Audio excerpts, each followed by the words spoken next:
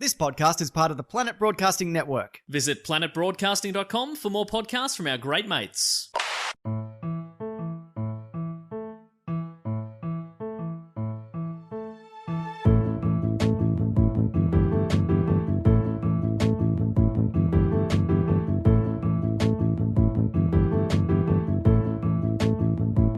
Hello and welcome to another episode of Do Go On. My name is Dave Warnocky and I'm here, as always, with two dear chums, Jess Perkins and Matt Stewart. I'm a deer. You're a chum. And I'm dog food.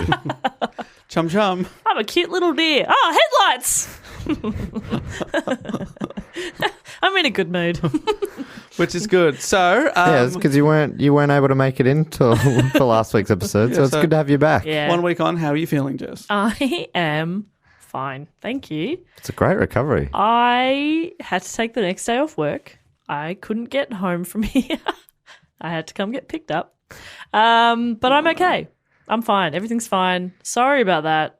For those who missed it, go back and listen to it. Yeah, go back and listen. Go back and listen to the lack of Jess throughout last week's episode. Technically, I was physically present. Yeah, physically present. Except the 2 times I left the room. I was going to say, there were times you weren't physically present. Yeah, but you carried on because you're professionals, unlike me, who leaves the room to spew. Yes. Hey, Jess, you're going to leave the room in August, on August 24th in particular. Yeah. But before then, she won't. No, not till then. I'm Obviously, we stay in here at all times. Mm-hmm. But we're going to be up in Sydney for a live show on August the 24th Yep. at Giant Dwarf Theatre. It's a Friday night. Ooh. It's very exciting. So you can get tickets to that if you want to via our website, dogoonpod.com. Is that right? That's not right at all, is it? We're going to try and put it on there, but if not, go to the Giant Dwarf Theatre website or look at the show notes of this week's episode. There's a sweet, sweet link. Yeah. Have we put it on social media? We will have by the time this is out, surely. We are incompetent.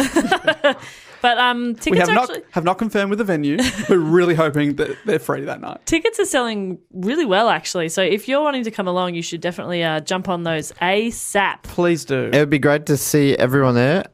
Also, other big news is I've sort of hinted at this over past weeks, but my podcast is coming out. Woo! This week. I think it'll be out on Friday. It's called Primates. It was a brand new show. And it's all about primates of pop culture. We're talking chimps. We're talking monkeys. We're talking apes. So much fun. Dave's been on an episode. Jess has been on an episode. I've also had people like Meso from The Weekly Planet on an episode. Alan Andy from Two in the Think Tank. A lot of people from around the Planet Broadcasting Network. So really excited about that. So check that out. I'll be tweeting about it. There'll probably be a link to it in the description if that's a thing that's possible. I'll do it. Great. What a legend, Dave. Won't. Well, because Jess is actually the one doing this week's episode. Yeah, so it's weird that he was just like, I'll do it. I'll just put it in. Do you just want to edit the whole thing then, Dave? I'll do it. Sweet. What a good guy. He's a yes man. That's true. Dave, can I have $10,000? Yes. Woohoo! I mean, I don't mean any of it, but I just say yes. Oh. Oh, I don't follow through. Well, I still think that's legally binding. yes, on the record. Sure. Can Matt also have $10,000? Yes. Ooh, Hey. that's so good. Matt, we're going to be rich. Yes. I already am rich. I can tell. If you've got 20 grand to just shell out to your dear chums. That's right. But only to my dear chums. Thank you. Thank you. So this podcast, do go on if you are new to it. It's a podcast all about things. Each week we do a show about a different topic, which has been suggested by a listener. It'll be picked out and a report will be written by one of the three of us. The other two of us don't know what that topic is. And this week it's Jess, and we start the topic with a question. Yes, and my question is, have you heard of... Okay, I love these ones. Yeah, because I don't think you'll know this one because I certainly didn't. Okay, so no is the answer. Ooh, Well- she's guessing. I'm presuming. I could be wrong. You You know what presuming does? It makes a pruse out of Sue and me. sue me. Oh, I lost control of that one. Do you want me to say assuming? Yes. Okay, I assumed you Well, don't know. You know what assuming does? That makes an assumey about N and G. Okay, fuck. All right, please just ask the question. Have you heard of the Great Train Robbery? Yes. Ronnie Biggs. Fuck off! Yeah, he just... Oh, I was going to tell you the story, but I'll let you do that, Jess. That is the most Jess thing to ever happen. No one's heard of this obscure story. Well, I didn't know how else to ask the question. Look, I don't know about too that. much about it. I just know the bare bones, the bare minimum. Yes, I'd be the same. I know the skeleton of this story. I know enough for a pub quiz. Great. Okay. This is great. Yeah, I knew that it was in the news not too long ago. Yeah, it would have been. Yeah, that's great. I don't know. This would be similar to like things like Escape from Alcatraz and stuff like that. I vaguely know it, but I don't know. I don't know the bloody meat. I only know the bones. Yeah, right. So I put this in the hat with two other topics for our Patreon Sydney Scheinberg listeners to vote on, and this was like double anything else. Like Wow. it was a big front runner. Even though there was another one in there that I was very keen to do because it was ridiculous. So I might try and put that up again another time. What was there a general topic? Were they all train related? No, they were all kind of event or like wacky events in history because I'd done 3 biographies in a row. I wanted to do something a little bit diff. Yeah. Just do something a bit diff. That is so you. Thank you. You know me, unpredictable. What are you going to do? I don't know. I would dare not predict, but I'm bloody looking forward to this report. Great. Well, I'm sorry that I did presume you were both idiots like me. Yeah, you made a Sue out of Prue and me. What? This was suggested by Ed. Funnily enough, I think that's the only Wait, person. from Ed, the TV show? Yeah, Mr. Ed. From Mr. Ed? Yeah. There's a lot of Ed TV shows. There's Ed TV. Wasn't there? Ed, and Eddie? Thank you. That's what I was thinking of. Yeah. Wait, what was it? Ed, and Eddie. Yeah. That was the first one had 1 D, second Ed had That's 2 right. Ds. Which is silly. What's going on? An Eddie. My grandpa's There name was is also Eddie. that. There was a duo in the 90s called Someone and Eddie, and they had a song that went, "You can remember, baby, you will never find another girl Oh. in this heart of mine, in this heart, in my heart.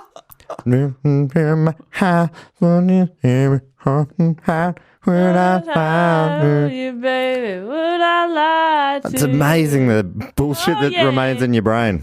Was that like 3 90s hits together? I think so. Maybe, did I? Sorry. I think that might have been a bit of a mess. It was a mashup. It was a Jive I Bunny laughed at that. mashup.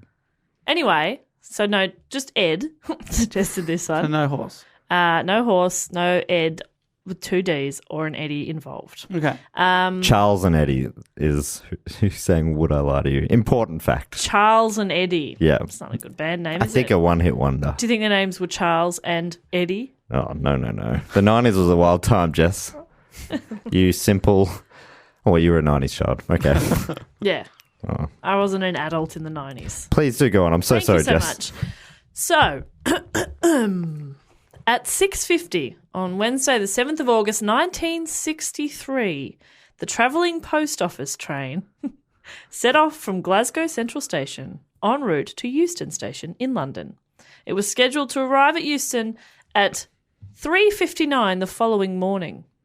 That's a long journey. It's a long journey. Like, what, is this some sort of a time traveling? It set itself to arrive at the next day. That's cool. What is is this a DeLorean? It's like it's leaving at night and then it What? arrives in the morning. Just like... That's cool. Isn't I didn't that know it was a cool? sci-fi thing. Yeah. Is this a true story? You be the judge. Mothman Part 2. So the train consisted of 12 carriages and carried 72 post office staff who sorted mail during the journey. Does that That's piss you off? That's six staff members per carriage. Oh. Dave, am I right? On average, yes. 72. Weirdly, I didn't notice that. But that does bother me a little bit. How about 12? 10 carriages with 75. No, I'm okay with 12. Wait, isn't 72? That's a multiple of 24, Yeah, I right? know, but yeah. Which is a day. 72 somehow feels like a round number to Yeah, me. 72 feels fine. I don't know why either. I don't understand me. Okay.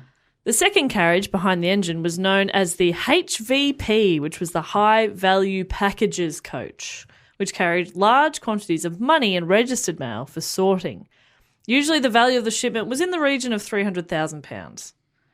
Seems like quite a lot of money at the time. Quite a lot. Yeah. This is in the 60s. But because the previous weekend had been a UK bank holiday weekend, the total on this day was between 2.5 and £3 million. That is some Yeah. hot tamale. That is a lot of pound. Yeah. Too much pound. What did you enjoy about that? I don't know. I liked how you sort of put it so poetically. I I'm like, what analogy is she going to use here? I play with the tension, pausing, Yes. being comfortable in the silence. Yeah. That's That's your true gift. comic. That's your gift. No silence. Quick, compliment her. I'm afraid of silence. Fill the gap. That is not my gift. Compliment her.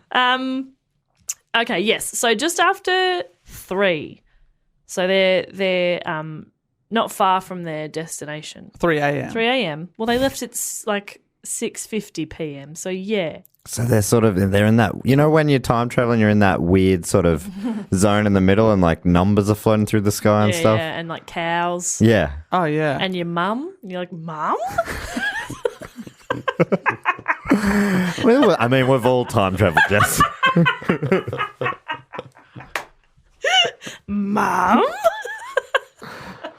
What are you doing? Oh, she's gone. Sucked into a wormhole. But safely. So just after 3 a.m., the driver, a man called Jack Mills, stopped the train on the West Coast main line at a red signal. Have a piss. No, the signal had been tampered with. Someone had covered the green light and connected a 6-volt ever-ready battery to power the red light. That sounds too easy to do. Yeah. Bit of branding involved there too. Yeah, that's I like to name and shame. Yeah. They know what they did. Yeah. They partook.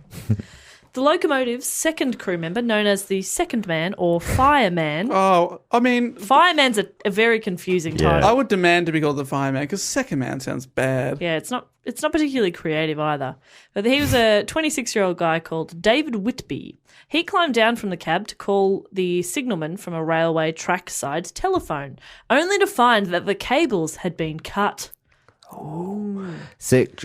I once played a train signalman in a sketch, and that character's name was Trey Sigmund. Now that is creative. We took out 4 letters. I love it. Did you write that?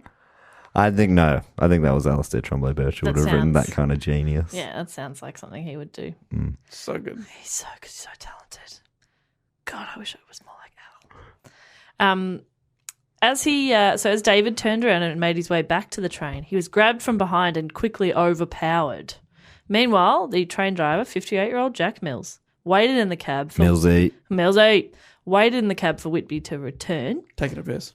Witters. Gang members entered the cabin from both sides of the train, and as Mills grappled with one robber and attempted to force him off the train, he was struck from behind by another gang member with a club. Like a nightclub? Yeah, he was struck from behind over the back of the head by a nightclub. Oh my goodness. Yeah, they just hit him with a building. That is quite a blow. Right? Yeah, to his self-esteem. I assume. Yeah, you'd feel like a real jackass if you got hit by a nightclub. Yeah. I should have seen this coming. It's a nightclub. I mean, they make a lot of sound. But they are notoriously dark, and it was nighttime. That's right. And he was also very high. Ever been at a nightclub when they turn the lights on? Oh, Ugh, it's no sad. good. It's so sad. I don't think I remember so. being at Festival Club once, which is during the Melbourne International Comedy Festival. It's just Max Watts. It's a venue in Melbourne, but like that's sort of where everybody gathers. And it was 5 a.m. one time, and they turned the lights on us. And it's like, oh, this place sucks in the light. Oh, it's so gross. I can see you all. Yeah. Not good. The mystery all vanishes. Yeah. Yep. Well, I shouldn't have been there at 5 a.m., but it's having a good time. Anyway, so he's been hit over the back of the head, but now the robbers have a problem. Oh. They had to move the train The from bouncers there going, not in those shoes, mate. button-up shirt, thanks, mate. But I've got 3 ladies with me. Doesn't that mean something in the 60s? I'm afraid not, sir. All right. I went into I'm going to show how stupid I am. I went into a bar recently, and at the front, obviously they're checking our ID, and he's like scanning it. He was making small talk. Then he was taking a photo of us, and I was first, so I then like waited for the person I was with, and I saw what that comes up on the screen for them, and it has like your name, age, everything, but then also says your star sign. And I was like, that's a bit funny. And then only a couple of hours later realised that they could ask kids with fake ID, what's your star sign? And I was like, oh. Star sign comes up. Oh, Virgo, you'll be picking up tonight. Yeah.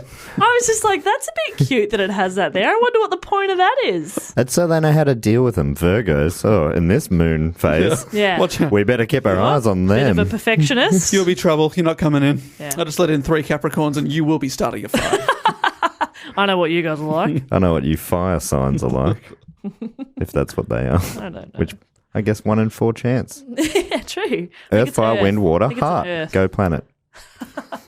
Anyway, too many derailings for this railway themed episode. So they've got a problem. The problem is that they have to move the train from where it's been stopped to a suitable place to load their truck with the stolen money. They didn't bring someone who can drive a train.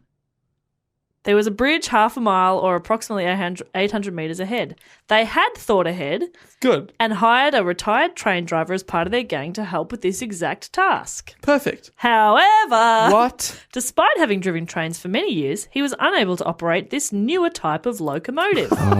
It's not automatic. Yeah. I don't get it. Where's the coal?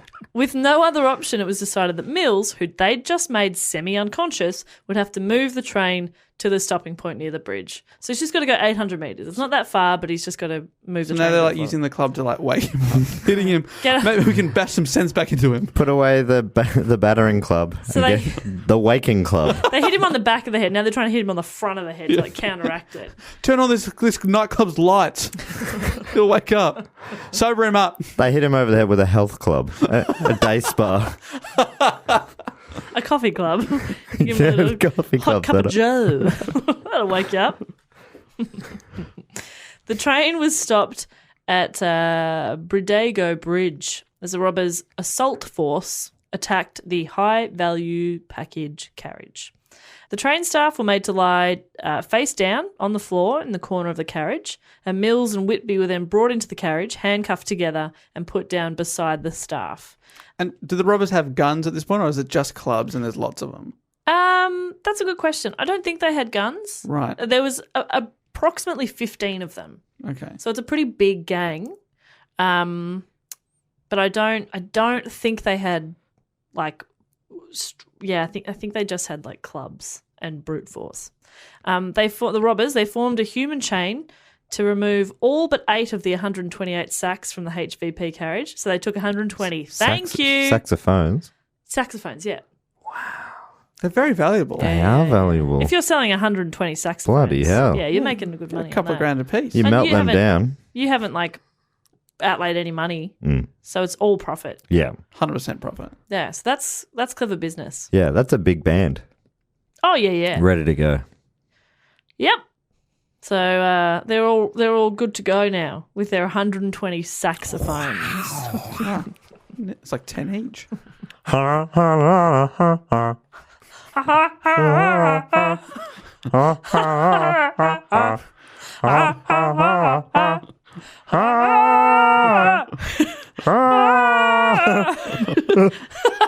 Sounds like, unfortunately, they forgot to bring someone. They forgot to bring someone who knew how to play the saxophone, so they had to wake up the driver. Mate, so I'm so sorry, we knocked you out again, but can you regain consciousness and test these saxophones? We need to know. We think they're the best- faulty. We need to know the best sounding ones. We're going to leave behind 8 shit ones and take the best 120. Luckily, he also knew how to play saxophone. No, so it's sacks of money and Jules. other valuables.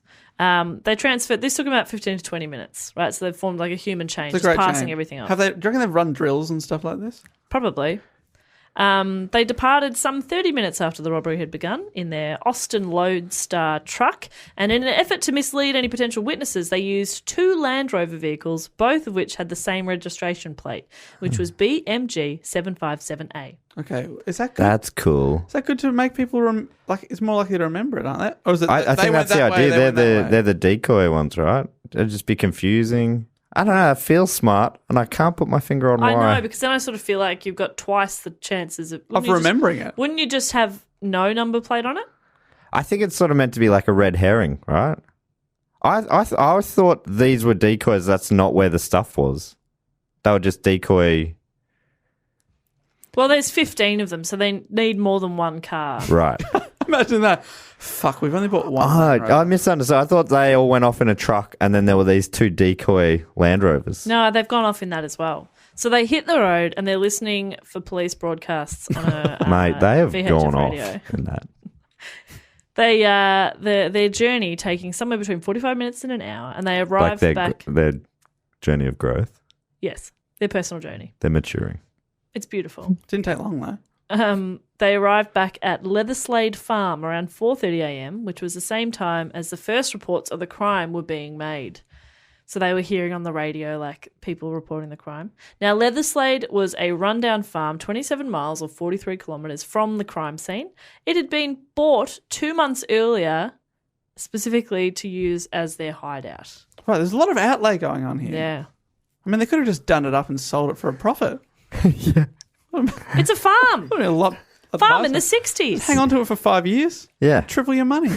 Give it a lick of paint. God's sake. I know. God's sake.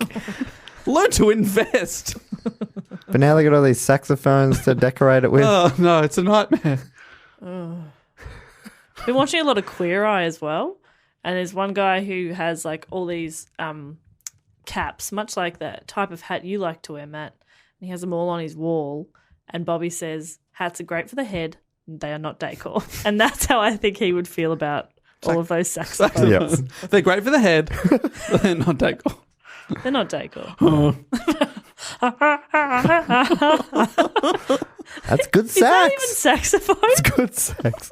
Yeah, that's sax. I'm not sure that it is. Yeah, that's sax. Is it? It's in tequila. Isn't it doobity bop bop bop? No, that's Scats. Very similar to sax. God, I'm not good at this.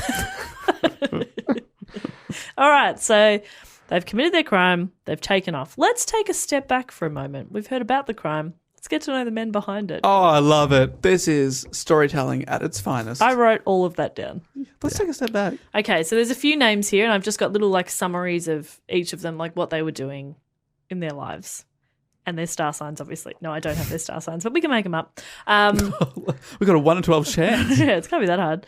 Bruce Reynolds was a thief and antique dealer. He planned the robbery that had become one of the most notorious in British criminal history. He was kind of like the head honcho.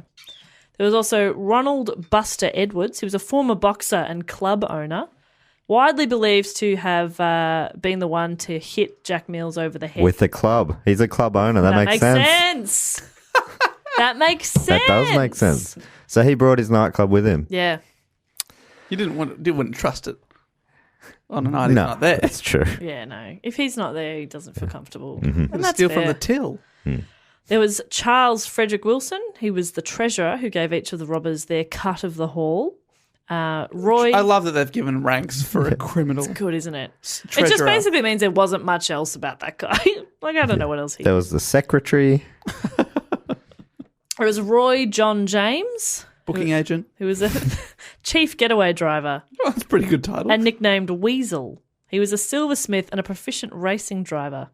And he planned to invest his share of the cash in new car technology. Elon Musk. Wow. Is that where he came from? Yes. Elon Musk. Yeah. Yes. Never knew that. I cannot confirm nor deny, so Came I will from say crime. yes. Yeah. There was Brian Arthur Field, who was a crooked solicitor who helped make arrangements for their getaway. I think he was the one who also helped to buy the farm and stuff like that. There was Leonard Field, no relation. He was a merchant seaman. A skill set not all that helpful with a train robbery. Guys, if this train were to go into any water, I'd be the captain, all right? It's agreed. He can't break that habit. Still calling it a ship. I'm going down with the ship. All right, Lenny. Leonard, get in the fucking truck. You mean get in the boat? Yeah.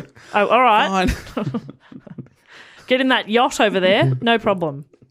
There was Gordon Goody, who was a hairdresser who moved to Spain to run a bar after his release. Also, I mean, maybe it will help with disguises. I don't know, but doesn't seem like that essential when you're planning. In an interview with him, he was talking about how his dad wanted him to go into the family business or something like that. I don't remember what that was, but he was like, "But I wanted to be, and I thought he was going to say hairdresser, and he's like, a thief. I was like, okay. Love it. Righto. Hey, you know you. There was James Hussey. He was a decorator known as Big Jim. Love it. Nice. Roger Cordrey. I mean, if they were going to do up the house, Yeah. he's very important. And we also need Roger, who's a florist. This is a ragtag band. It's It so totally good. is. Like on in Reservoir Dogs, when they get people for their skill sets, or Ocean's 11. Yeah. It's even more the case. This is not that. All right, we've got the florist. We've got the decorator. It started off like the race car driver Yeah. as the getaway driver. It's like, Brilliant. this is great. I mean, they got that, but they didn't get a train driver who could drive a train. Yeah. Not the one they had. They also had James White, who was a former paratrooper. He was known as the quartermaster for That the feels robbery. more useful. Yeah. He's the rough and tumble guy. Tommy Wisby, he was a bookie and self-confessed heavy. I don't fully understand. It was his role to frighten the train staff, so he was just the big dude. Right. And there was Bobby Welch as well, who was a nightclub boss and later a car dealer and gambler. So that's the ragtag bunch. So this raid, it wasn't a spontaneous thing. Obviously, they'd bought the property ahead of time. It was devised over a period of months by a core team. So Goody and Edwards, along with Bruce Reynolds, Charlie Wilson and Roy James, Reynolds assuming the role of mastermind for the robbery. And what was his background again? Which one's Reynolds? Bruce Reynolds was he was a thief and antiques dealer. All right, cool. So he was And one you who did say kind you of- planned it, yeah. Yeah, he was sort of one of the leaders of it. This gang, although they were very successful in the criminal underworld, had virtually no experience in stopping and robbing trains. So they enlisted the help of another London gang called the South Coast Raiders. This group, which included Tommy Wisby, Bob Welch, Jim Hussey, were already accomplished train robbers. And that was Roger Cordrey as well, the florist, a man who was a specialist in this field and knew how to rig the trackside signals to stop the train. So, floristry, is that just a cover at this point? Must be. Oh, I mean, like all three of us do multiple things. Yeah, that's right. Floristry is the day job. Yeah, who are we to judge? Passion is train robbery. Yeah. And Get Smart. Could be the other way around. Don Adams' cover job was greeting card salesman, I'm pretty sure.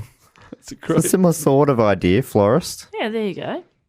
Just somebody you wouldn't expect. It's a good cover. Yeah. I wouldn't expect it. You wouldn't be like, oh, been another big train robbery. I Let's trust go a bust florist. the local florist. Do you know what? I went to a florist a couple of months ago and bought a bunch of flowers, and it was a very small shop, and he didn't greet me when I walked in, like just ignored me, seemed annoyed that I was there even though I was giving him money. But I noticed as he was wrapping the flowers up, it's so weird that I had this thought, but he had these monstrous hands. I was like, his hands were enormous, and I was sitting there watching him wrap these flowers like he could kill someone with those hands. Oh, my goodness. And now I think that was clearly a cover. Yeah, that makes sense. And the amount you paid, daylight robbery. Flowers are fucking expensive. Do you think I have enough evidence to call the police? I think so. This man had large hands. Arrest him at once. They were so big, they must have committed a murder. They could. If they haven't already, they could. Right, so back up to where we were up to. They've escaped. They've arrived at Leatherslade Farm around 4:30 in the morning, just as the crime's being reported. Is there enough bedrooms for everyone? There's not enough bedrooms. Oh, my goodness. This is so badly planned. Well, at the farm, they counted the proceeds and divided it into 16. They counted the bedrooms. They counted the bedrooms. Guys, we should have counted before, but there's 15 of us and there's only 4 bedrooms. It's just not good. Yeah, but heaps of bunk beds. Great. They're fine. Sorry, counted proceeds. And they divided it into 16 full shares and several smaller shares for associates, like the dodgy solicitor who helped them buy the farm as a hideout. So they sort of had other associates to pay off, but they gave themselves larger shares, obviously. The full shares came to approximately £150,000 each, which is about 2.65 million today. Pounds. Pounds. Wow, so that's really good money. That's huge. Yeah, that is a really good money. I think someone should write that down. That's Yeah. the quote of the day so far. That's a really good money. I'm pretty sure that is really good money. Oh, no, that is really good money. But what Dave said was that's a really good money. Sorry, new character. That's a really good money. Italian accountant. who doesn't do an Italian accent but does speak in broken English. That's a really good money. That's amore. When I learn a new language, I like to nail the accent first, then learn the words. Okay. Molto bene. Yeah. Va bene. Allora. They had food to last them quite a long time in hiding, although the plan was to stay there just for a few days before they thought it would be safe to leave. Sort of like hide out, lay low, and then they could go home. Apparently they were in really good spirits. They were drinking. They were playing Monopoly with real money. Wasn't there a couple of gamblers in the bunch? Oh, yeah. I bet they lost their money before the week was out. I think that's so crazy. Like, I'd be like, yeah, let's play with the real money, but I'm not actually betting on it. Well, then again, I'm not a gambler. Not a gambler. Or a robber. Or competitive at all, so I don't give a shit about it. Or a Monopoly player. Or British. Try as I might. Or alive in the 60s. That's amore. See, I can't do it. That's a good of money. That's a good of money. The police had calculated that instead of taking off with their haul, they'd gone to ground within a 30-mile radius of the crime scene. Well, they're bloody right. Yes, but this was based on information given by a witness at the crime scene who stated that a gang member had told the post office workers not to move for half an hour. Oh, for God's sake. The press interpreted this information as a 30-mile radius, which was about a half-hour drive in a fast car. Dickhead. Don't move a half an hour, and please don't tell them to search Leather Slade Farm. That's Leather Slade Farm. Wait, can you explain that one more time? What happened there? So one of the robbers has said, don't move for half an hour. So they assume, well, they're travelling within a half-hour radius. So now they have an approximate... They go, okay, well, they'd be driving pretty fast. This is an approximate area they're going to be in. That is really dumb if that is where they are about half an hour away. Yes, Matthew, they are. Did you listen to any of what we said? Where did you go? That is not a good money. That is not a good That is money. not a good of memory. Not a good of memory. The gang realised that this information probably meant they'd be found sooner than they had anticipated, so they decided they would leave the farm the next day to avoid capture. Guys, we haven't finished the game of Monopoly. I'm looking pretty good. I don't want to stop until Matt lands on my Mayfair hotel. We are Someone not take a photo of the board. We can recreate this later at our next hideout. Oh my God, do people do that? Probably. How sad. Monopoly it's a divisive game. It has ruined friendships. I've never been near a completed game. No. Really?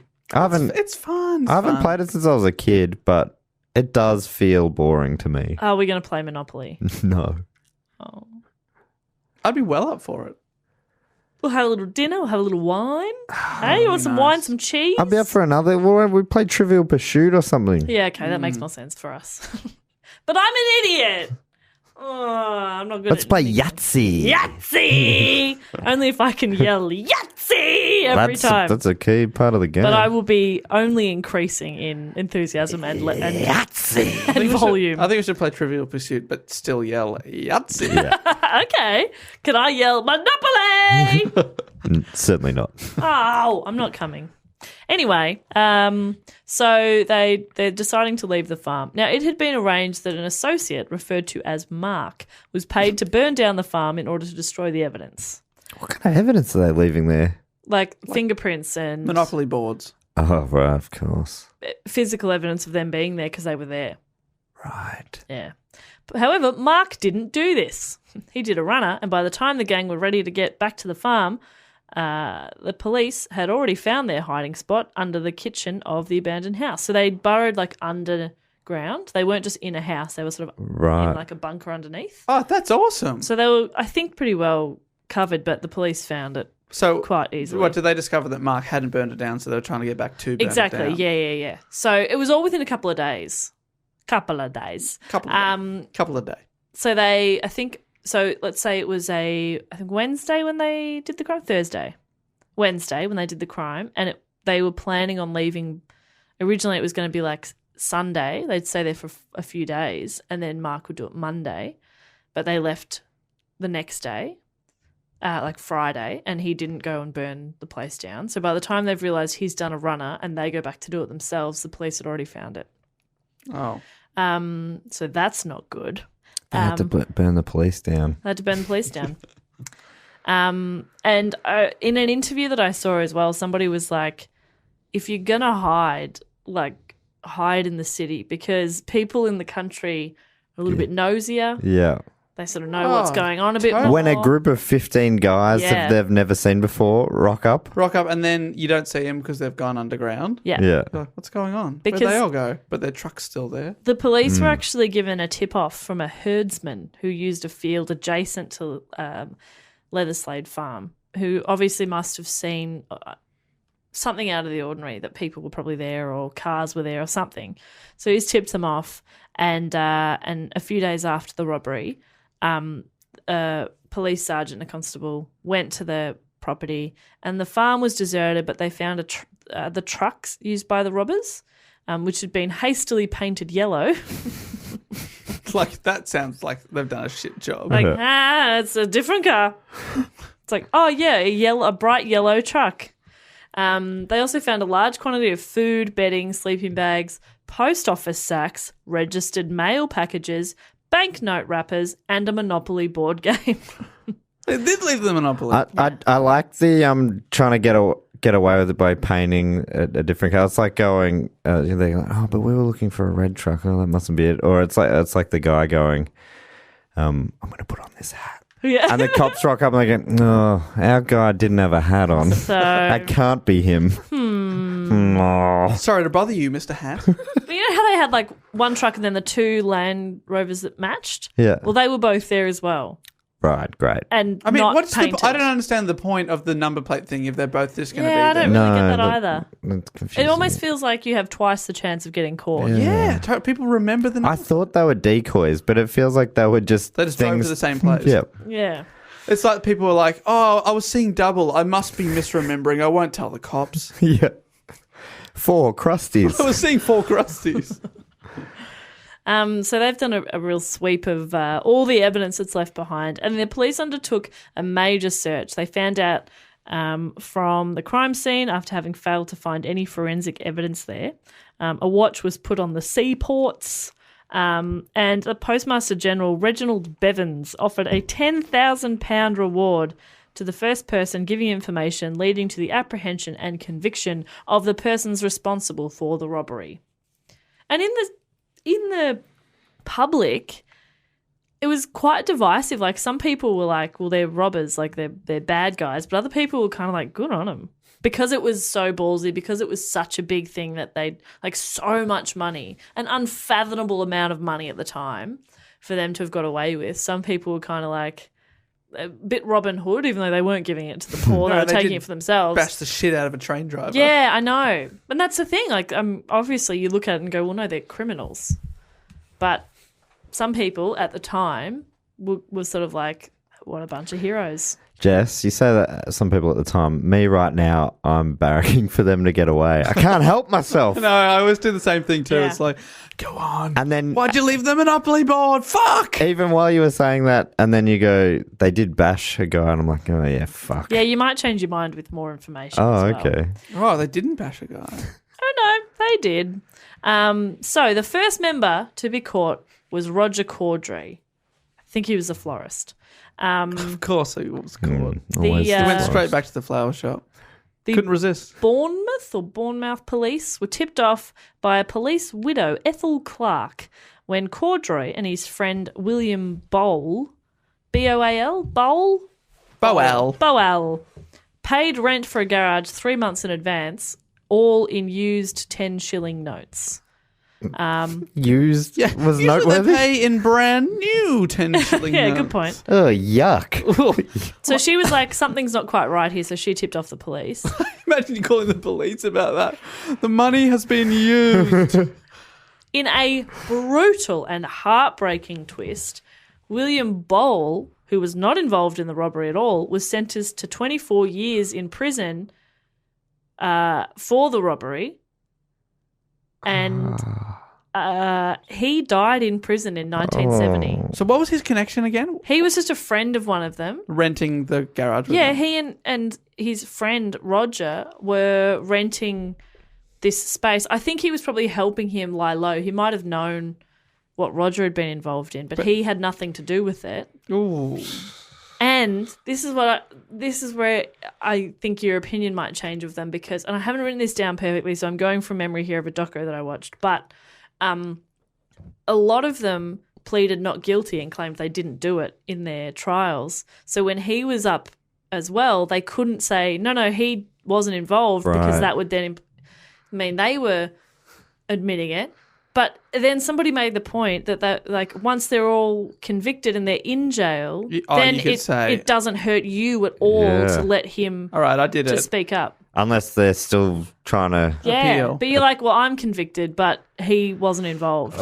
And he died in prison. An innocent man. Isn't that fucked? Yeah, that's heartbreaking. And like even some of the robbers were like, yeah, that was wrong. He shouldn't have gone to prison for that. That is big of them. Yeah. No, they do sound like come back around on them. Yeah. They're all right. So other arrests followed after Roger as well. 8 of the gang members and several associates were caught. The other arrests were made by Sergeant Stan Davis and probationary constable Gordon Charlie Case. I don't know why you get Charlie from Gordon, but okay.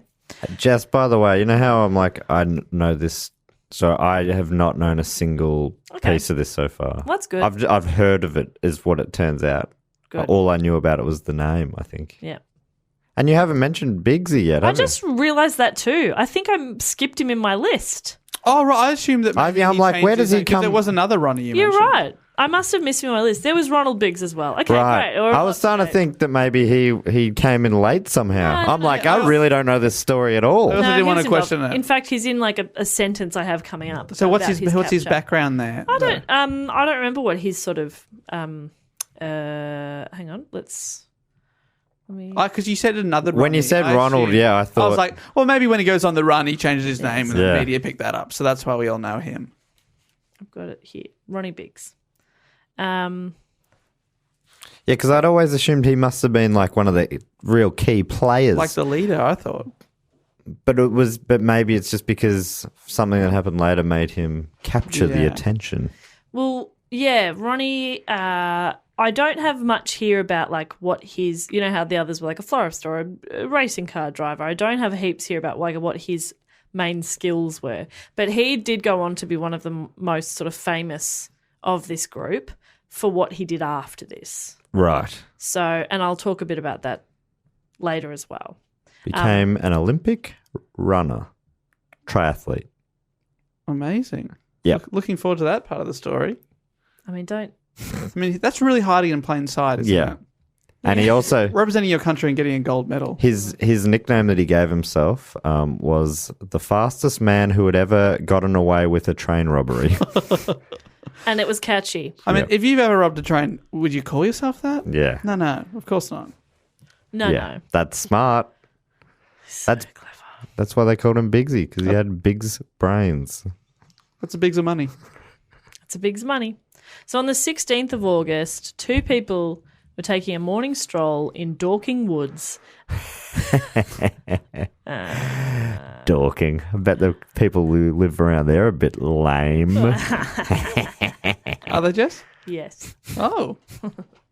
They discovered a briefcase and a camel skin bag, both of which contained money. They called the police, Oh. who also discovered another briefcase full of money in the woods. In total, a sum of £100,000 was found. I never find these briefcases. Not once Never. have I ever found a briefcase You're with not looking. $100,000. You're not looking. Yeah, I know. Get off my ass and look for the briefcase. The question, of mate. course, You is sound like my mom. if you're in Dorkingwood, you find $100,000, equivalent to what, £2 million or something these days. Do you call the police? What do you do? If you're a dork, you do. Yeah. And these guys are dorks. Couple of classic. I hadn't dorks. connected that. Yeah. Inside the camel skin bag as well was a receipt from a cafe, a restaurant. Said one train robbed. Signed, bludgeoned man.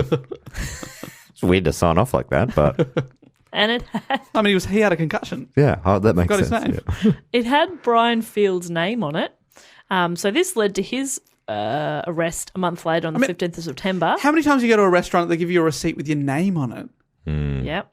What an idiot. And if you don't want to get Give a fake name. taken by the cops, don't go to a restaurant. I mean, it's in the name. Arrest. No, I'm not giving you that one. No, I am. No. That is. That's a crowd splitter, sure. Yeah. That took too much of a run up. You're a great divider. I know we've, I always try to go with you on things, Yeah. but that was a piece of shit. Honestly, I have annoyed the crap out of me on this episode, and I'm so sorry to everyone listening. I can't stop. I don't know what's happened. I think I'm overtired or undertired. So, Tired. well slept, undertired. I'm undertired. You need to go and have a little spew. Yes. Will that help? Okay, all right. It helps for half an hour. Jess had a great run after that. For She half did. An hour. And then I crashed again. yeah, and spewed a bit more. And then I had to go home and go to bed. I was not okay. A roller coaster. Oh, God, what a day. So then following all of this as well was the capture of Roy James, Ronnie Biggs, Jim Hussey and John Daly. So pretty much all of them. Are they ratting each other out at this point, do you think? No, I don't think so. I just think they're covering their tracks very well. Covering their tracks a lot. I mean, one of them left $100,000 in a forest. It's not very clever. with a receipt in it with his name on it. Like, you're not bright. Now, the trial of the robbers began at Aylesbury, Buckinghamshire, the next year, on January 20th, 1964.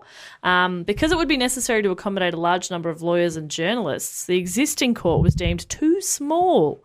And so the offices were specially converted. The offices of the Rural District Council were specially converted for the event. I thought that's pretty cool. Yeah. I mean, more taxpayer money wasted on these crooks. So the defendants were brought to the court each day from Aylesbury Prison in a compartmentalised van out of view of the large crowd of spectators. And Mr. Justice Edmund Davies presided over the trial, which lasted 51 days and included 613 exhibits and 240 witnesses. This is going to sound like a dumb question, but is his first name Justice? I also Yes. thought, what a fortunate name. Isn't that great? So good. Mr. Justice. It's like that actor in America called Judge someone. What's his name? Dread. First name's Judge.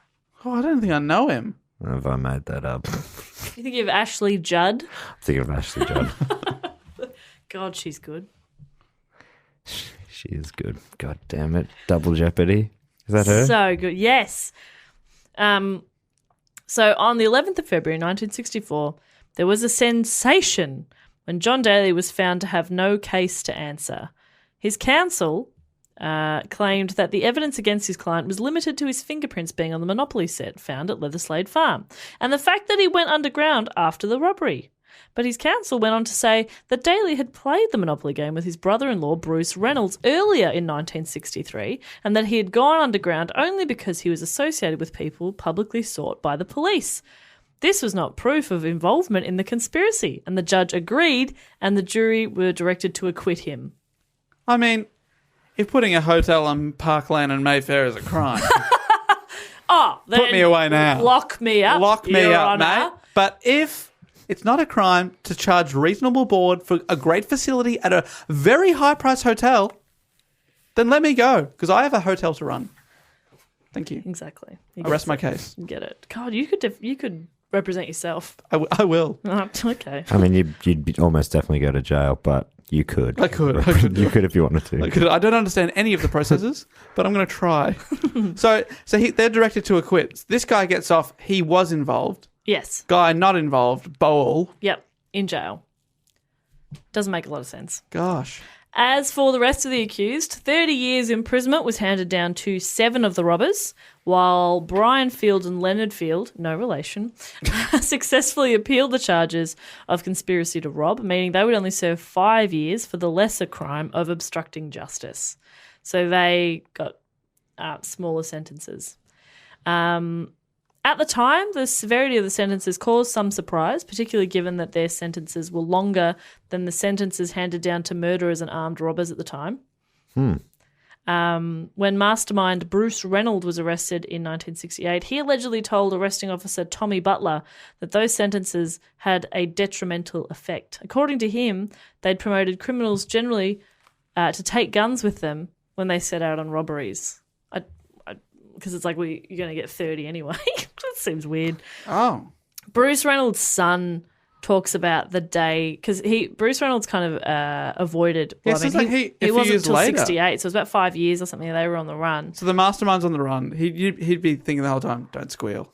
Don't you squeal. Yeah. And so his son talks about the day that the cops turned up and got him, and that his dad was kind of like, so the arresting officer was Tommy Butler, and he saw him and was like, Tommy? Like he was waiting for it basically that whole time, and then he went off to prison. What a way to live. Pretty full on. Tommy Butler. Tommy, I know why you're here. Tommy, know why you're here. Tommy Butler. He just shows him his If wrist. it isn't Tommy Oh, Butler. Tommy. Doesn't this feel like a Been Guy waiting for Ritchie you, film? Tommy. Yeah, Tommy. Tommy the Tattler. Here we are. Hey, knew you were coming, Tommy. Jess has leant back. She's let me go. Wants to see what happens here. Not going anywhere. That's fine. Good to see you, Tommy. Thanks for coming by. Let's go. Well, I'll stop you there. You are going somewhere. You're going to jail. No. Oh, right. Sorry. I was thinking of a different Tommy. You're the cop one. I thought you were the florist. All right. Off we pop. We get in the paddy van. Here we go, Tommy. All right. I mean, you could just walk quietly to the car. You'd have to commentate the whole way there. Here we go. Left, right, left, right. 1 foot after the other. That's the old mama used to say to me. Left, right. All right. Here we go. Opening the door now. All right. Put my first leg in. Second leg. Watch your head. Watch my head there. Butts on the seat. Buckle up. Shut that door. Here we go. Starting the engine. Driving off. Round the corner. Here we go. All right. We're on the M1. Which is a highway in Melbourne. Interesting choice of direction to take. Feels like a long way round. And scene. Weird thing to say there, as we're... Fuck's sake. No, enough. I've got a bit of a where are they now?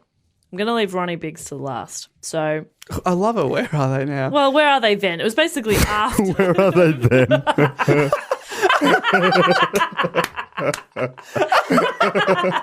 mean, it doesn't have quite the same ring to it. I can't quite do. Where are they then? Let's find out. Well, this is what happened to them after their trials and imprisonments. Okay. Bruce Reynolds fled to Mexico on a false passport, then later to Canada with his wife Angela and son Nick. As we were talking about just then, in 1968, 5 years after the crime, he returned to England and was captured and jailed for 25 years. Oh, so that's how he got away. He went overseas. Yeah, he for fled. 5.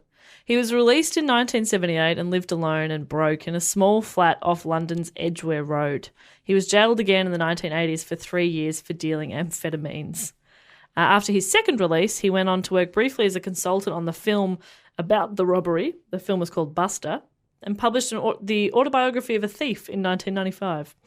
He died in February of 2013. So, But he only went to jail for 10 years. yeah. And just a quick note of all of these, it doesn't really seem like this robbery paid off for any of them. Right. I mean, first of all, they got caught and jailed, so they don't actually have that money. But none of them went on to have great lives, to be honest. Right. I mean, they just had so much potential. Yeah. Is it? And do you take it all back to not having the place burnt down? A couple of those big mistakes? Oh, I don't know. Do you think they would have got away with it without that evidence? To be honest, I think there's just too many people. Yeah. 16. Too many at least leaks. 16 people know about Yeah. the crime. You catch one, and Yeah. then if one speaks, Got to catch they're them all. gone. Yeah. Got to catch them all. Honestly, I think a trio, for example, us, is the perfect. I will rat you out so fucking fast. Are you kidding me? Well, Jess, as soon as we But get that's the money, only if they get you. Yeah, but I would say Hello, let me Tommy. off. Let me off if I give you the names of the other two. And they'll say, no, we know it was Matt and Dave. You three do everything together. And I'd go, nah, shut up. We don't. It's different Firstly- people. Say you let me go and I'll tell you who it really Yeah. was. Yeah, and then you name people that's innocent. Yeah, it was Mark Broden and Adam Knox. Weird group, but they did it. Yeah. Zach was not present. Yeah. Zach is a good boy. Anyway, Brian Field, after being sentenced in 1964, he served 4 years of his 5-year sentence. He was released in 1967. He changed his name to Brian Carlton to disappear. Sometime after his release from prison, he married Sian from Wales. And in the mid to late 70s, they worked for a children's book centre in Kensington High Street in London. He and his wife were responsible for the company's operation in Central and Southern Europe, to where they shipped English language books and held book fairs at international English schools. He sounds like he did all right. I was going to say, you're right. Everyone sounds like they had a horrible life after it's worked in books. Yeah, and like the head of Southern Europe or whatever, that sounds pretty big. Field, aged 44, and his wife, aged 28, His died in dick a car exploded. crash. Oh, fuck, all right. Oh. When his dick exploded. Where did your dick exploded from? Where was that coming from? They drowned in success. I don't think, I imagine it came out of nowhere for him as well. There was a light burning, and then all of a sudden, my dick Explosion? exploded. Went from a light burning to explosion way too quickly. Yeah. Then I realised that the light burning was the wick. Why was there a wick hanging out? That's really painful. This guy died in a car crash. You Yeah. monsters. In some ways, that is more tragic than a penis exploding. In some ways. Yeah. Right, that's unfortunate. Yeah, and that was in 79, so when he was 44. Starting to feel a little bit like that movie, Final Destination. The Pharaoh's Curse. Yes. That was what, the 7th sequel? Final Destination, The Pharaoh's Curse. That probably would have been a better film than the first 5 sequels. Then there was Ronald Edwards. Like Bruce Reynolds, the former boxer and club owner fled to Mexico after the robbery, but gave himself up in 1966, only a couple of years later. The year the Saints won the premiership. He lived to see the Saints win and then he was decided, like, I I'm don't done. care. Yeah. After serving 9 years in jail, he became a familiar figure, selling flowers outside London's Waterloo Station. He was found hanged in a garage in 1994 Oh, again, I was about to say, that sounds... That's okay. That's a career. Oh. at the age of 62. Charles Wilson was captured quickly and during his trial earned the nickname the Silent Man because he refused to say anything. Makes sense. Not one of those ironic names. No. Yeah. He's a wouldn't- round talker. He would not shut up. He was jailed for 30 years but escaped after just 4 months, only to be captured again in Canada after 4 years on the run, and he served another decade behind bars. 4 years on the run's pretty good. Yeah, it's great. In Canada. And another decade, because his sentence was 30 years, so that's not too bad. When he finally emerged from prison in 1978, he moved to Spain, where he was shot and killed by a hitman on a bicycle in 1990. This does sound like Wow. a curse. Yeah. Totally. How fucked is this? So 1990, he was shot by a hitman on a bicycle. Yeah. Was that- I don't know did if you- he was on the bicycle or the hitman was on the bicycle. I reckon the hitman Oh, was on the I bicycle. like, the idea of Like a a... ride by. Yeah, and they're just slightly cheaper than those driving hitmen. Yeah. You go to the hitman agency, and you weigh up your price. You're like, you could probably only afford maybe a Guy on guy, a bike, scooter. maybe. If you- Razor scooter. Razor scooter. No, I was thinking more of a Moped. Vespa. Yeah. No, razor scooter. That's really low budget. Yeah. Roller skates. No Even one's lower. going to think they're a killer. True. They think they're whimsical. Yeah. Because they are. Then there's Roy James. After serving 12 years of a 30-year sentence, he sold silver at a market before moving to Spain. In 1993, he was jailed again for 6 years for shooting his wife's father and hitting her with a pistol. He died soon after getting out of prison, aged 62. Okay. Couple dying at 62. He sounded like a bad guy. Yeah. Why? A lot of them are going to Spanish-speaking countries, including Spain and Well- Oh, there's no Mexico. extradition there. This one, Right. I don't have, because I've been doing this a lot, not on purpose, but you guys have been going, oh, this sounds okay, and then I hit you with something painful. Yeah. This one, there's nothing bad here. Gordon Goody was released in 1975 and he moved to Spain to run a bar. I have no further sentences. Really? That one sounds okay. Still there, partying to this day. Who knows what happened? Mojitos at dusk. Is that a thing? Is now. Is that the name of the bar? Yeah. James Hussey was released in 75. After working on a market stall, he later opened a restaurant in Soho. In 1989, he was jailed for 7 years for a drug smuggling conspiracy with fellow train robber Wisby. Oh, okay. So they were still friends, which is cute. Roger Cordrey, our florist, Tell me it works out for the florist. he was jailed for 20 years, reduced to 14 on appeal. Following his release in 1971, he went back to the flower business and moved to the West Country. Nothing bad, nothing bad. Oh, that's pretty good. The flower business. Yeah. Tommy Wisby, who I just mentioned before, he was the bookie and the heavy man.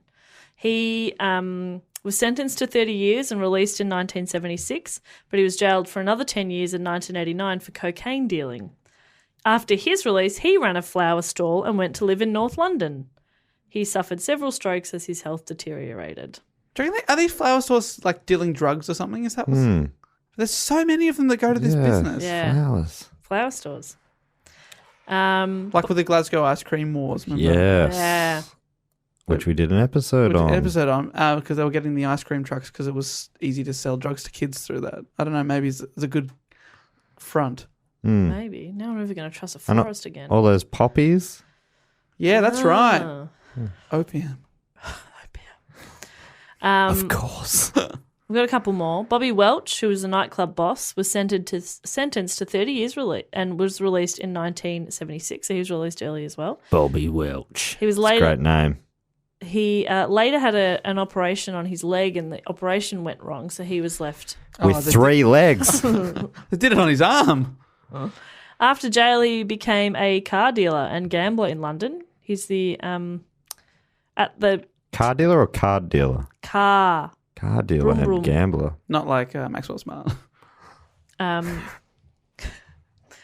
John Wida was a solicitor who was convicted of conspiring to pervert the course of justice. He was sentenced to 3 years and released in 1966. He went on to live in Surrey. Again, nothing too And bad about that him, so is that's okay. horrible. The worst fate of poor all. Oh, my Bastard. goodness. Is But- that why he saved him till last? Because Not knowing anything about Surrey, I am not afraid to say an absolute hole in the ground. Oh, my goodness. Nah, beautiful place. Well done, Surrey. Now, you could pretty much do an entire episode on Ronnie Biggs, but a little bit of a rundown for you here. After only serving 15 months, Ronnie Biggs successfully escaped from prison in April of 1965 with the help of an escape team. He had plastic surgery in France and moved firstly to Australia and then Brazil, evading a number of arrests. During this time, he courted the media with his story. Detectives travelled to Brazil in 1974 in the hope of catching him, but they were thwarted because Biggs by then had a 4th son, Michael, with his Brazilian girlfriend, who made him legally untouchable. It's like out of their 4 jurisdiction. Son. 3 sons, fine. 4 sons. Oh, you got 4 kids. Damn it. It's like 4 aces in the hole. Damn it. They're on the plane and he's like busily going, come on, let's have another kid. He's like sitting there, come on. Boning real good. Okay. For a second there, I was concerned you did not know where kids came from, and I was like, "Oh dear!" It's just not. He's just willpower. like he's just like talking to his wife's belly. Come on, Make one. baby. 1, Son. 2, 3, baby. Needs to be a son. So do you reckon the plastic surgery, is it any good? What's he done? Has he had a bit of nose Got a work? nip and tuck. I mean, like is it purely because he wants to look different, or is he also like taking liberties and being like, look, I've always wanted to have... I'm sure you would, wouldn't you? I mean, if you were going to do it to change your appearance anyway, you'd change your appearance for the better. Yeah, You know, you're not going to be like, make me uglier. Yeah, Yeah. but maybe... I'd do it for practicalities. I'd get my eyebrows put out 3 inches in front of my face to stop rain falling on. amazing. 3 inches. Yeah, like a peak of a cap. I mean, what are they on, like little sticks Permanent hat. hanging out? Like Yeah. How are they attached to your brow? No, they were you like, oh, to me that was a real dumb question. Dave. Yeah, Dave, you don't get it. Sorry, are you saying the tufts of hair are just longer? No, your forehead, you're extending out in a thin. You're basically turning your forehead into like the brim of a hat. Oh, sorry, that was a dumb question. I'm so sorry. No. I don't know that it was. I'm not a visual thinker, so I apologise. And that's why you do the plastic surgery around That's here. right. Not me. And you're still booked in for Tuesday morning? Please, Thank you. just do what you will. I'm leaving it up to you. Well, I think I've got some real big plans for you. I already have quite a large forehead, so this will be interesting. I'm putting your nose on your mouth. Wow, people will never suspect me of being a robber. Yeah, that's the plan. And I'll never talk again. You're Mouth breather. Watch out. yeah. I'm putting your ears on your mouth.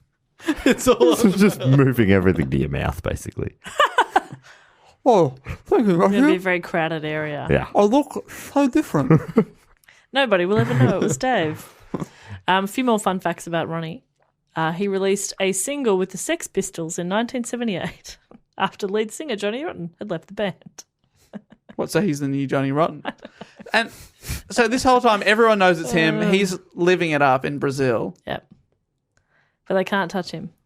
In April of 1981, he was kidnapped by a gang of British ex-soldiers who were hoping to collect a reward from the British police.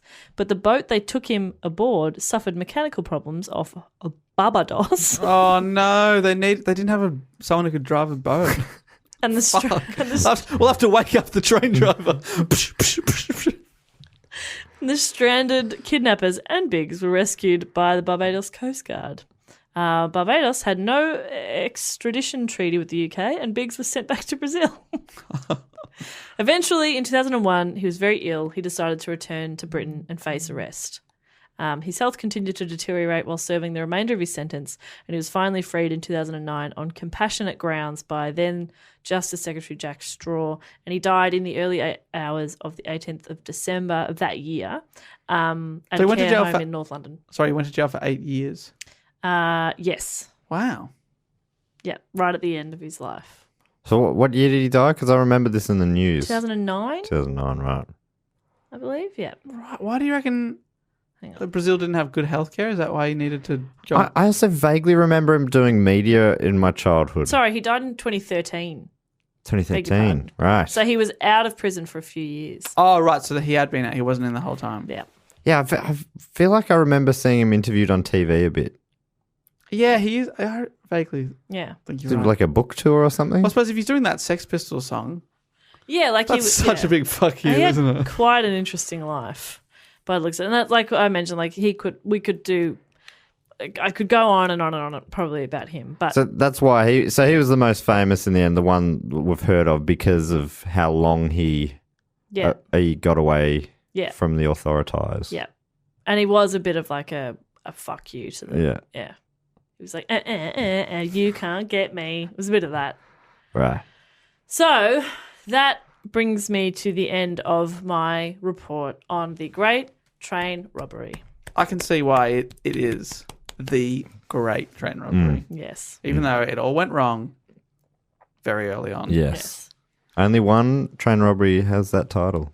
It's true. It's crazy. It almost was like they were cursed by something. Yeah. It really does feel to me like they have made there's been a mini series about it, or like a two-parter series in the UK. That is quite many. But it feels like that's the Guy Ritchie film waiting to be Yeah. made, you know? That's like a lock stock type of film. It also has a bit of a feel of The Great Escape, is sort of how I picture it. You know, spoiler alert. A little moment there for people who haven't seen that old movie. But towards the end there, the escapees, you follow their stories outside of the prison camp, and a lot of them don't end well. Nearly none of them, I think. Yeah. It's just so interesting that, even as some of them only serving a relatively short period of time, for a 30-year sentence, they only serve, say, like 10 of it, let's say. 30 years feels wild for that, yeah. for that. And that's, I think, again, Apart part from of- maybe the one who beat the guy, but did the train guy survived okay? He didn't go back to work, I don't think. Right. He wasn't able to. Wow, He okay. was left, I believe, brain damaged. Oh, Okay. yeah. And he died later. I think he got sick. I'm remembering leukemia. Right. Okay, so he yeah, didn't have a hefty great life. sentences make But he more wasn't. sense. He wasn't murdered at that time. You know, like you see in a movie, like a guy going donk, and they pass out, and you picture them waking up the next day going, Yeah, "What happened?" totally, yeah, or like Yeah. even like half an hour later being Yeah. like, oh. Anyway, back to work. Yeah. So but that- obviously that doesn't happen. No. That large sentence for that crime was part of why people were sort of like thinking of them more like heroes, or kind of siding Right. with them, being a bit more sympathetic towards them, because it felt like it was maybe overboard. But none of them really seemed to learn from. Well, a couple of them didn't go back to crime, but most did, and were later put in jail for other things. So it's like they were just criminals regardless. Like they didn't learn from being caught. Right. you know, and serving time, they went back to crime anyway. Prisons are famously places where you learn to be better criminals, aren't they? Or they Yeah. used to be. They didn't used to put so much time into rehabilitation, I think. Are they better now? I have no idea. No, I don't I really studied know, I suppose. criminology a long time ago. Yeah, back in the 20s. Yeah, back in the 1820s. You pioneered the field. Yeah. Yeah. The labelling theory, that's one of mine. Is it? No. No, that's right. Don't lie to us. That would have been something to be proud of. Yeah. Oh dear. That you have nothing to be proud of. No. And I don't feel bad for saying that. That's a big money. That's a bigger money, and that is a bigger reporter from Jess. Well done there. That was a good story. Yeah, fun, hey. Enjoyed the ride there. I'm looking forward to the Guy Ritchie film. I reckon that'd be awesome if he's listening, which I assume he does. Yeah. We can't. Rule it out. I would happily be a consultant on that film. Yes. Play a minor role, perhaps. Sure. Okay, minor. No, I'm humble. And also, most of the big roles are men. I believe in you. Typical. Yeah, in this day and age, I reckon they could cast you as Ronnie. Thank you. I could do it. Maybe they could do a gender swap as well. Oh. Yes. Ocean's 8 style. Love it. Yes. Yes. Yes. Yeah. Yes. Rhonda Biggs. Rhonda Biggs. No. Ronnie. No, it's all falling apart there. The pitch meeting, they just say, no. Oh, no. It'd still be Ronnie. They've got their pen on the checkbook.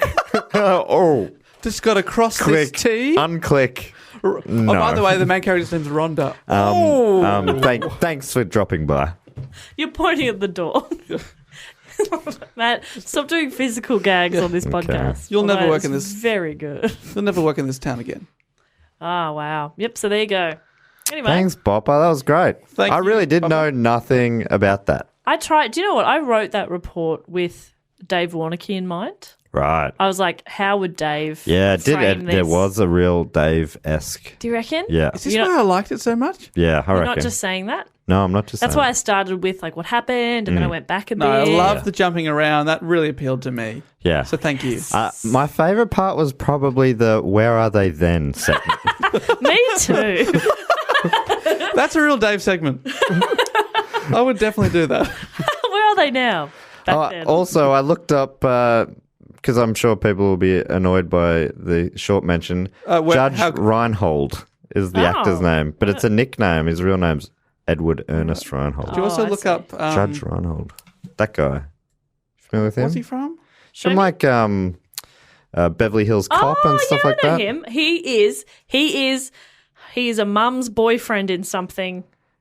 Wow, the role he was born to play. It's Mum's- either in a TV show. no, it's in a film. He is the boyfriend of someone. Is he?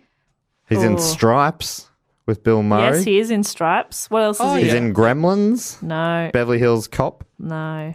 I mean, yes, he's in these. Beverly things. Hills Cop 2. No, I swear he's a mum's boyfriend. That is Dine. Who's got the will? Oh wow, That that's sounds bad. fun. Is Oh, that the name of a film? yeah. Bank Robber, Beverly Hills Cop 3. Oh, The Santa Claus. Yes, yes, he's like the stepdad in the Santa Right. Claus. Oh my god, I did it. I was gonna say opposite Robin Williams, but it's Tim Allen. Is this weird? He's in Beethoven's Third. Earlier tonight, I was playing Beethoven's Third Symphony to the others for some reason. Wow, Wow, that is weird. that is weird. It's borderline weird. I'm freaking out. I'm freaking out here. I don't know what to do. I don't know. I don't know what to do. Oh my god, stop. Let's just thank some people. Oh, great. All right. That's our way out of it. Our way out is to remind everyone that if you love the show and you listen every week and you want to keep the show rocking and rolling, you want to give back a little bit in exchange for some rewards like bonus episodes and shout outs and voting on the topics so you decide what we talk about each week, you can do so at Patreon, patreon.com/dogoonpod. You get all the above mentioned things at the different levels. And including being thanked on one of the episodes, which is for 6 lucky people, going to happen right now. No, well, just before we do that, we've got our new famous segment. So famous that Dave will never forget it. It's called Fact, Quote or questions. Dun-dun-dun, dun-dun-dun. What's it going to be this week, Maddie? Fact, quote, or question? This is, of course, submitted by a Patreon subscriber at the Sydney Scheinberg level. This week, Dave, it is a question. Come on down! This week's Sydney Scheinberg level Patreon is Danielle Summers. Hello, Danielle. And also every week, the Sydney Scheinberger gets to give themselves a title before asking a question or giving a fact or a quote. And this week, Danielle has said she wants to be titled This Week's Ringo. Oh, love it. Yes, good decision. She said, or make something up. But I like This Week's Ringo. That's great. We are very lazy. We will not be doing that, thank you. Dave, quick, first thing that comes to your head, a title. John the Baptist. So you got two options there, Danielle. One of those being the one you came up with, which is way better, or It's one come up with by someone who is a semi-professional comedian. semi-pro. He's gone semi-pro, everybody. And the question, Danielle, or John the Baptist, or This Week's Ringo asks is, what would be the title of each of your individual autobiographies? John the Baptist. That's what your Dave's life work titled John the Baptist, the Dave Warnicky story. That's confusing. And I love it. Mine would be, hey, I tried. Oh, that's nice. Maybe what would Dave's be? Because he clearly can't come up with Golden one for himself. Tonsils. Yeah, Golden Tonsils. I do have a title that I've been working on. Fucking why? Why? First What question. makes you think anyone would want to read your fucking memoir? First it's question, not a why? memoir. Second question, why didn't you answer that in the first place? Yeah. Because I went with the joke answer first. Oh, he always does. Is that what it's called? This isn't for a memoir, but I've always wanted to call a show this. And it makes sense for a book. So why not call it this? What? War Diary of an Illiterate Pacifist. What the fuck is wrong with you? Oh, there you go. Like, that's quite a funny title to me. Why would an illiterate pacifist write a war diary? It makes you think. That's also in brackets because people won't get it otherwise. There's paragraph 1 sorted. Dave, can we be acknowledged in your book? In my war diary? Yes. You certainly will be. You should call yourself Brigadier Warnicky. Written by Brigadier Major David James Warnicky. Please. Matt, your title? Yeah. Genuine answer, right now, it would probably be Matt's book. But I don't want to lock into that. I don't want to lock in. That seems like something Matt would call his book. Dry Ginger Male, obviously last year's show title. Maybe that would be. Good, yeah. I'm thinking at the moment, my next year's show, which doesn't exist, and I'm thinking about male comedian. Yes. How do you spell I male? like it. Is that a genuine question, Dave? M-A-L-E. Oh. We went through this last year. Are you thinking M-A-I-L? I was thinking like Rick Mail.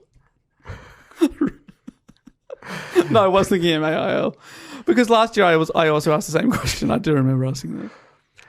So yeah, I don't know what bloody I'd love to, Danielle. You've probably I mean you came up with a better title for yourself. You'd probably would have come up with better book titles for us. I feel as like well. it comes up fairly often anytime somebody...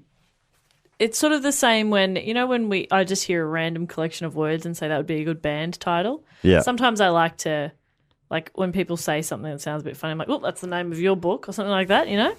But I can't think of one right off the top of my head. I'd like now. to be in a film one day and then reference it, like Total Recall. Yeah, that's good. Yeah, that's good. So That's good. such a good Because he's title. totally recalling his life. Well, I have a list of like potential show titles that I've kept over the Oh, last few years. Give us a go. Let's see. I'm just finding it in my.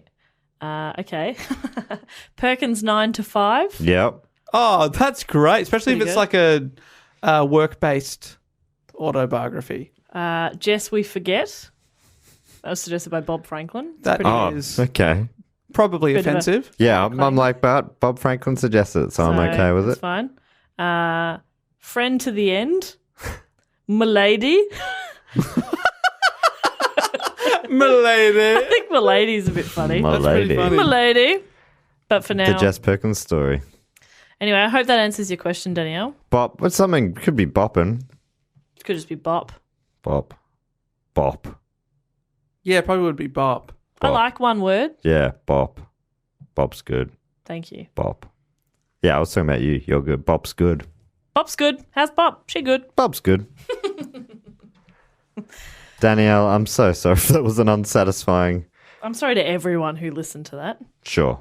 I think that's fair. But let's thank some people. What do you reckon? Let's do it. startle Bob Franklin. That used to be a segment on the radio. Let's startle startle him. Bob Franklin. And then callers would call in and try to startle him. And I'll say something like a fact or something. And then Bob Franklin would be like, oh, yeah, that's pretty good. He was very rarely startled by them. I bet. Let's startle Bob. It's a Tony Martin. That sounds about like Segment. something they'd bloody do. Very fun. Who'd like to go first? What are we doing with them, Oh, Bob? yeah. Now you're back in form this week. Some Great Train Robbery. What are you thinking? What mode of transport would they rob? Yeah, okay. Okay. All And right. if any of you go on to do these crimes, I don't want to hear that this was our fault. No. And by me saying that there, I've just covered our asses. Thank you, Jess. Legally. Thank you, Jess. You're welcome, Matt. Dave, would you like to thank me? Because if you don't, legally, you're back in the gun. Yeah. Oh, no. I don't know. No comment. Yes. Yes. No, that I doesn't. plead the fifth. Yeah. I'm pleading the fifth. I'd love to thank, if I could, from Please. Newstead in Queensland, which is a suburb of Brisbane that has a great little brewery, the Newstead Brewery. I'd love to thank Anna Cox. Anna. Thank you, Anna. Thanks, Anna. Anna clearly robbed a canoe? seaplane. Oh, seaplane, great. Oh, I love seaplanes. I mean, Yeah. I'd never go on one. They look terribly I've unsafe. been in one. Really? Yeah, I'm very cool. Why and where? I was in, where was I? Queensland? And we went on a jet ski tour and it stopped at a little island. Wow. And the seaplane captain was bored and he said, do you guys want to come for a quick joy flight? And we said, yes. Yes. That sounds like magic. Obviously, he charged us later, but it was still fun. Hold on, what? Obviously, he charged you later. Mates rates, but still sneaky. But we got to go for a little ride and I felt very sick, but it was very fun. Is the landing incredibly rough? No, the landing's fine. It was just that he was like, you basically flying along and then to go up, which I think is a technical term, Yes. he just went whoop, like straight up and it was not good for the stomach. Well, like a rocket. Yeah, it was like a rocket. I was a spaceman for a moment. Was he, by chance, Baloo the bear? Yes. I thought so. It's funny that you ask that. That's the only seaplane I can think of, even if it was from Tailspin, the Disney cartoon. Right, okay. Do you remember that? It was a weird spin-off of Jungle Book where Baloo started flying planes. I don't remember. Have I made that all up? think That you is might a have. weird spin-off. It's a very weird spin-off. Maybe I've made that up. Maybe it's not a spin-off. Did you have a dream?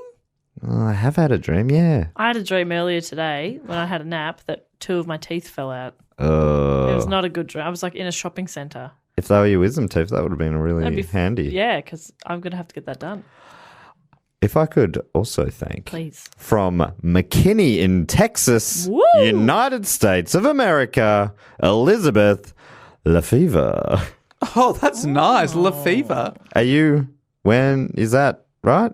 I love I it. was about to start I singing reckon. again, which I will try and not do anymore. Well, you should keep singing because I think Elizabeth Lefevre robs gondolas. Oh, Ooh. when the moon hits your eyes like a big piece of pie. Jess is playing the saxophone again. Just give me a lot of money. What is it? Gondola, the great gondola robbery. They got away with €38. Thank you, Elizabeth. Is that how you would Lefevre. pronounce? it feels like Lefevre. it might. Lefevre. But that's not Lefevre true. sounds so good. Of course it does. I'm sure that's it. Saturday Night Lefevre. Oh, that's good. French Travolta. I think it sounded a little something Look. like this. Dave, would you like to go next? Thank you for saving me there. I had nothing. I'm sorry. I would like to thank all the way from I'd like to thank all the way. from a PO box in Sea Lake, Victoria. I always think people with PO boxes suspicious or very classy. Let's go classy on this Yeah. episode. No, I reckon some sort of a robber. Oh. Yes. All the way from Sea Lake, Victoria, Bron Allday. Post truck. Yes, and they conveniently hide it at the Almost post office the perfect headquarters. crime, but not when our little PI Bopper is on the case. Yep, that's right. Well done, PI, and thank you, Bron. Keep reaching for the mail truck. Yeah. How'd you As I spell always mail? say, how do I spell mail? MAYALL. It's another Rick Mail reference. Can't have too many. And I would like to thank from South Yarra, very lovely suburb here in Victoria, in Melbourne, Amy Gibbd. Gibbed. GIBBD. Gibbed. Great name. Amy Gibbd. Amy Gibbed. I mean, Amy that's Gibbd. great. Love She robs a time machine spa bath. What was that movie called? Hot Tub Time Machine. No, like Time Machine Spa Bar, which is like what's It's the like a- knockoff movie. Yeah. I love They it. redid it in Thailand. Yeah. Time traveling Wow. spa bath. Thanks, Amy Gibbd. I don't know why you're robbing that, but Yeah. Don't stay in the jacuzzi too long. You'll get all pruny. Amy? Hopefully she did that in Australia where the notes are made out of plastic. Because if you did that in one of the countries with paper money, they're going to fall apart. Oh, yeah. That's why I like a swim up bar here in Australia. Keep your wallet in your bathers, no Yeah. prob. Yeah. I mean, I got a big wallet and tiny bathers. wow, Bathers don't have pockets. how scandalous. Oh, that was stupid. Anyway, I would like to thank, may I, please? Please. I would like to thank from Columbia, South Carolina. Now, do any of us know any facts about either North or South Carolina? Okay. Oh, interesting. Jess has said a lot of facts this episode. Let's go to Matt for this. Okay, yeah, okay. I mean, I've got quite a few. Love the Carolinas, both of them. But did you know Michael Jordan, legendary basketballer? Oh, that Michael Jordan. I was thinking of the other Michael Jordan. I was thinking of Michael B. Jordan. No, I'm talking about Air Jordan. I was thinking of Yeah. Michael the Jordan. one in who primary school. inspired Air Bud, the Got it. dog. Yes. He went to university, and he used to wear university shorts, and those shorts were made of Magic Johnson, somehow, right? Okay. Which is a new fabric of the time. But these shorts had such power that when he went into the NBA basketball association, national, he The band. continued to wear those shorts made of Magic all the way to the top. That's a fascinating fact. Where did you hear that? To be honest, I heard that from a little documentary called Space Jam. I've heard of it, and I've heard good things. Yeah. Me too. Okay. Can I thank the person down there? Yes. Well, I mean, no, people wouldn't know anything about North or South Carolina if we didn't put it into context. Yeah, like that. luckily. So from I'm sorry about how all of the Carolinas have now been hijacked into North Carolina. But Sorry, I would the like South. to thank from South Carolina, Sorry, South Carolina. David Berry, The Berryman. the Berryman, David Berry. That's great. That's a great name. Another great name. and he David Berry. robbed a Ambulance. ambulance. Ooh. Wow, brutal. Organ donors.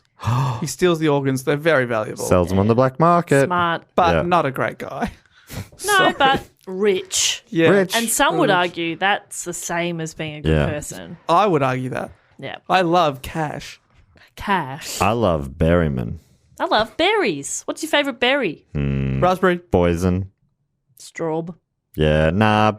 Poison's like a mashup berry. isn't it? Boysenberry ice cream. Holy shit, yeah. Yep. Yeah. And actually, I had some croissant waffles recently Oh, because I'm 27. you won't stop talking about them. They're so good, but they had the freshest raspberries I've ever eaten in my life. What? And I was like, I'm back on board the raspberry train. Oh, Fresh I never raspberries, left. delish. Yum, yum, yum. Bloober. Nah, not a big bloob. You're not a bloob fan? Not really. I love bloobs. Juicy bloobs.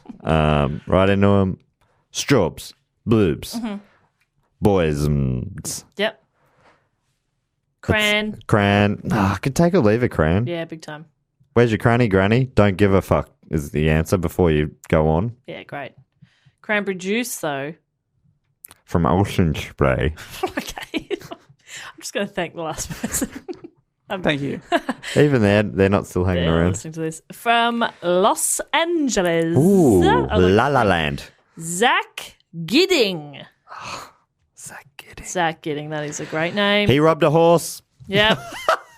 A racehorse. Zach robbed a racehorse. Give me all your money. All your race money. Where is it? In the saddlebag. Dingus. That's why the horse started losing races because it had to keep all its prize money on it at all times. By the 10th race. He got involved with some pretty bad horses, and they They were not friendly. they there left you go. a human head in his bed. Thank you, Zach. Thanks so much, Zach. Thanks, everyone. Oh my goodness, what a great batch of people. What an absolute group of dead set legends. Your support generally helps this show keep on running. And it blows us away how cool our listeners and patrons are. Super sick people. Yeah. I don't want to speak out of turn, but they are the best people in the world, and I love them with all my heart. Yep, I think that's about right. Yeah, We're all on the same page there. absolutely. Nothing controversial about that statement. Thank God.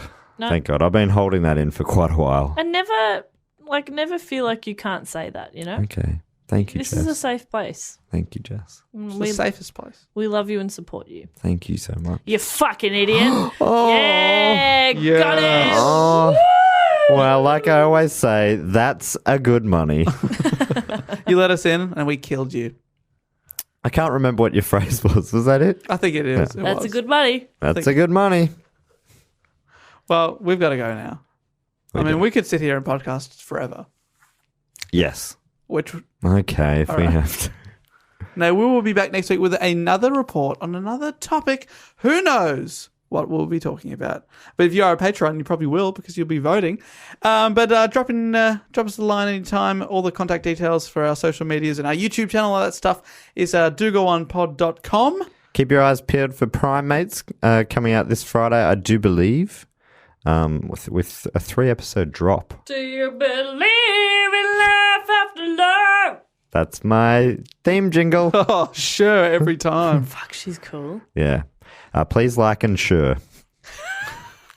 I can feel something inside me say. It's a pretty good share. That's not about share. Is that what she says? I can feel something inside me say.